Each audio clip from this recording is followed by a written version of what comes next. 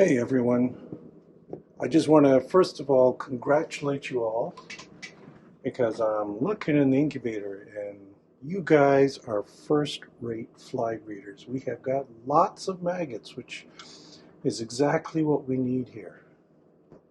So the situation right now is, let's just pull out one example here. So here, for example, is one jar of Scarlet by Scarlet cross. So all the progeny will be scarlet-eyed. And look at all those pupae. We've even got a lot of adults hatching out here. So this group might want to get in promptly on Monday and clear this bottle and start collecting their virgin females. So this would produce virgin female scarlet-eyed flies.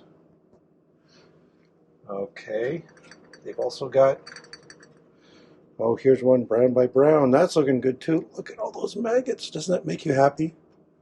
This is the one situation in which finding lots and lots of fly larvae is a good thing. So they're doing really well.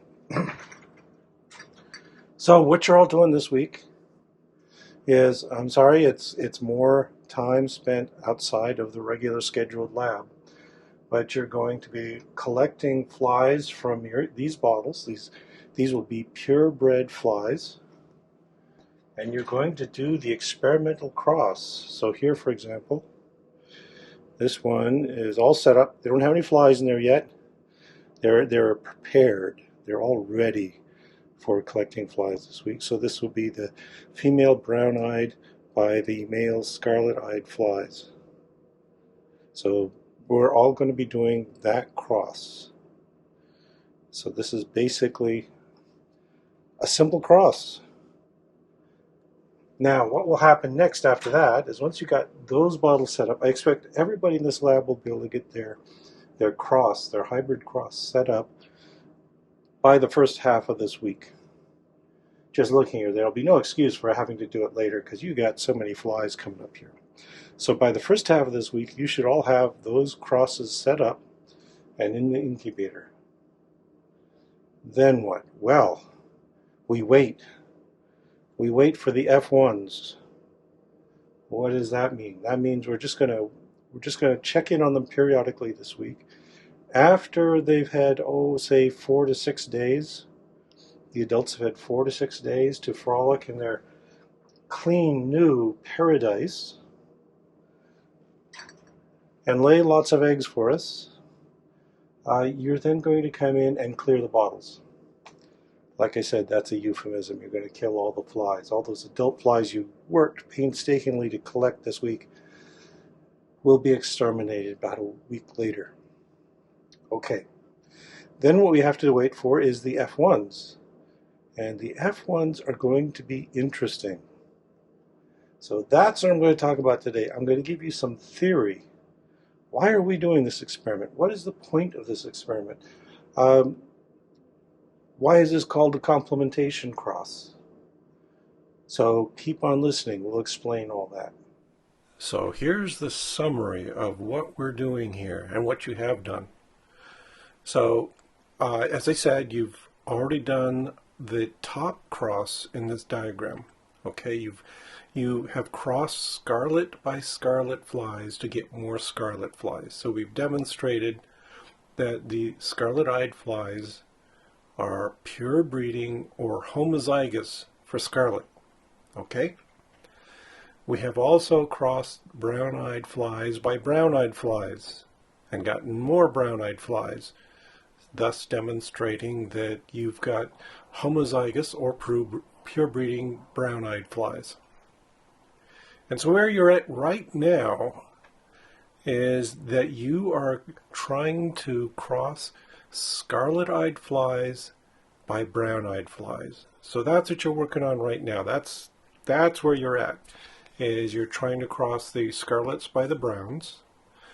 Remember, we're also doing a reciprocal cross here, so flipping the sexes around, but it's the same cross.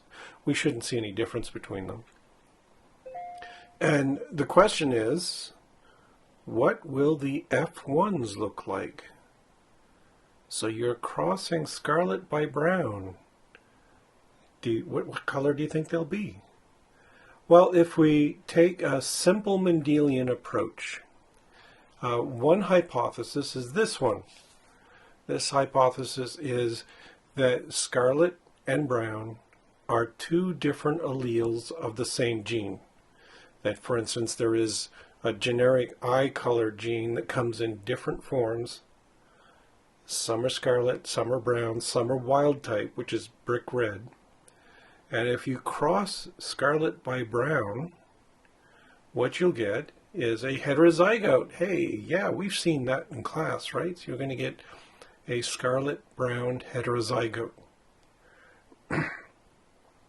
Now, if that's correct, then what we should see in the F1s, which we'll start getting next week, and we'll be able to test this hypothesis, what we should see in the F1s is that either they will be scarlet-eyed or brown-eyed. Okay, depending on which one is dominant. We don't know which one is dominant yet. But if one or the other is dominant, we'll see that. The important thing is that in the F1s, the eye colors will be mutant still, either scarlet or brown. Okay? And what that tells us then is that scarlet and brown are allelic. I got some bad news for you, though. This is the simple possible explanation. The one you might want to be true, because it's that's just like what Mendel would have seen. But it's going to be a little more complicated than that. We're not actually going to see mutants in the F1s. So we got to go to hypothesis number 2, which is this one. That scarlet and brown are two completely different genes, and that it takes the contribution of two fully functioning genes to make the wild type eye color. So yeah, you can imagine this, that how do you make a brick red eye? Well, you mix some scarlet and you mix some brown, and those are two different genes. And if you completely knock out one, you mess up the colors. Okay, so that's one possibility. And if that's the case, we're going to get wild type flies in the next generation. And I know you're already getting a headache. Okay, we got two mutants, and we crossed two mutants, and the result is a wild type? Yeah, that's because, as I say here, the scarlet parent will pass on the mutant scarlet allele, but it will also pass on the wild type brown allele. So the gametes will be ST/BW+. Meanwhile, the brown parent is going to pass on a brown allele, but it's also going to pass on a wild type scarlet allele to produce the wild type color. So it's going to pass on, all the gametes will be ST+/BW. And so what we'll get in the F1s is this genotype illustrated here. We'll get flies that are ST/ST+. They're heterozygous for scarlet. And they're also BW+/BW. They're heterozygous for brown. And the brown, or the wild type allele is dominant. So that means that all you will see in the next generation is wild type eye colors. So this is called a complementation assay because the wild type allele from one locus will complement the wild type allele from the other locus in the F1s, and so all you see is the wild type. So that's what I'm expecting that we will see. If we get that result, it tells us that ST and BW are on two different loci. All right. Now, again, I will assure you that this is the result I expect. If you get something completely different, well, that's what you see. That's the result you get. Don't try to color your data by what you expect to see. So just report it all objectively. If we don't get this result, and sometimes this happens, every year this happens, that a group or two gets a funky looking result where they get one of the mutant phenotypes or something, then we'll have to sit down and explain what's going on. That'll be fun. And usually it's experimental error. But if you consistently get a completely different result from this, then, well, we'll have to write it up and submit it to a genetics journal. No, I don't expect that will happen. Okay, so what's going on here? Let's take a look at the molecular details behind this. So, well, again, this is something that's been determined by lots of experimentation, lots of biochemistry. We figured all this out. What's going on is that to make the brick red eye in the wild type takes two pigments. Hey, it is kind of like what I explained. You got a bright red pigment and you got a brown pigment. You mix those together and you get a brick red pigment. That's our wild type up there in the top left corner. Okay, that's the wild type condition. Just to confuse things a little bit, and I'm sorry to have to do this to you, but it's a pattern in genetics, is that you always name the mutant after the mutant effect. Okay, so in this case we've got Drosophteron, which is bright red, and Xanthomatin, which is brown, and as we'll see over here to the right, if you have a fly that is mutant for xanthomatin, the enzyme that makes xanthomatin, it won't make brown pigment. It will only make the bright red pigment. So we call the mutant that knocks out the brown pigment scarlet. Yeah, we'll be seeing more examples of this. In addition, if we have a mutant that knocks out the Drosophteron down here at the bottom left, that is, we can't make the bright red pigment, we only make the brown pigment. Okay, that is called a brown mutation. We've mutated the enzyme that makes scarlet, so we call it brown. So you'll only get brown eyes. The interesting condition is over here on the bottom right. What if we had a mutant where we knocked out both pigments? We destroyed the enzymes for both of those, so they can't make Drosophteron and they can't make xanthomatin. What color will the eyes be? Well, they'll be white, because there'll be no color at all that can be pumped into the eyes to make the color. So we could possibly get white-eyed flies. And we will. I'll show you how in a moment. Okay, this whole process is called epistasis. That is where one gene affects the expression of another gene or modulates it in some way. And in this case, there's also a third gene we will be introduced to soon called white. And white is a gene that affects the transport of these pigments.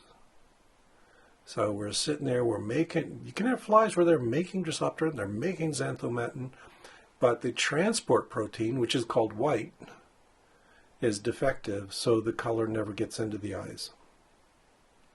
So in this case, we would say that these genes are epistatic to one another.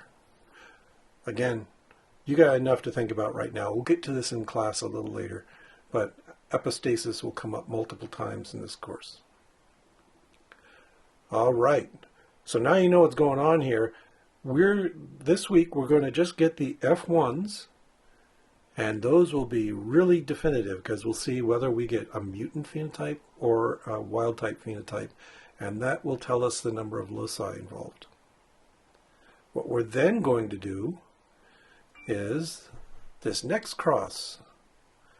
We're going to take those flies that you produce, the F1s. You don't have them yet, remember. We're going to get those like next week or the week after. We're going to take these F1s and we're going to cross them to one another. And in this particular case, you'll be relieved to know we don't have to get virgins. Because it's fine if brothers and sisters mate with each other. That's exactly what we want. So we're going to do another cross, an easier cross, where you're just going to save some of the wild type eyed flies that you get. You're going to cross them to one another, And then we're going to get an F2 generation. And what will the F2 generation look like? I'm going to ask you to predict. So we kind of expect, this is then a standard dihybrid cross, a Mendelian dihybrid cross. So we kind of expect we'll get a 9:3 to 3:1 ratio, right? What will those 4 phenotypes be? So we'll do the experiment, and then you'll find out. Okay, so I think you're all square on what we're doing this week. This week, again, is fairly easy. You're just setting up the crosses we started to make last week. Here, many of you are still trying to get virgin females. We'll get that by the middle of this week, I hope. When I looked into the incubator, man, your flies are looking great. We're getting lots of larvae, lots of pupae, so it's going to happen. So then next week, end of next week, I expect we'll start to see the F1s, and we'll have an answer to our question. And then we're going to also easily and quickly set up an F2 cross. We're just going to cross the F1s. And then a week or two after that, we will see the answer to this question. We'll see what the F2s look like. Okay, that's our week in lab. See you there.